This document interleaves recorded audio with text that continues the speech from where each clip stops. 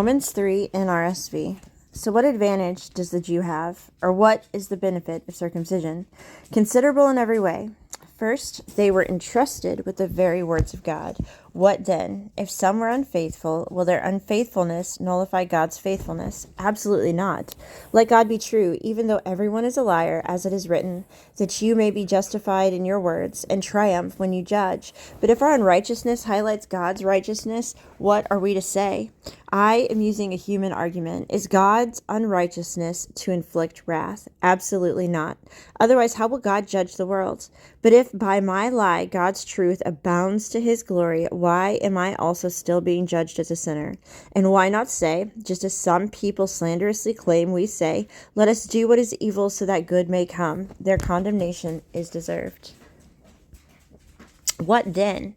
Are we any better off? Not at all, for we have already charged that both Jews and Greeks are all under sin, as it is written, there is no one righteous, not even one.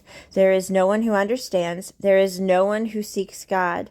All have turned away, all alike have become worthless. There is no one who does what is good, not even one. Their throat is an open grave. They deceive with their tongues. Viper's venom is under their lips. Their mouth is full of cursing and bitterness. Their feet are swift to shed blood. Ruin and wretchedness are in their paths, and the path of peace they have not known. There is no fear of God before their eyes. Now we know that whatever the law says, it speaks to those who are subject to the law, so that every mouth may be shut and the whole world may become subject to God's judgment. For no one will be justified in his sight by the works of the law, because the knowledge of sin comes through the law. But now, apart from the law, the righteousness of God has been revealed, attested by the law and the prophets. The righteousness of God is through faith in Jesus Christ, to all who believe, since there is no distinction. For all have sinned and fall short of the glory of God. They are justified freely by his grace through the redemption that is in Jesus Christ. God presented him as the mercy seat by his blood through faith to demonstrate his righteousness, because in his restraint God passed over the sins previously committed.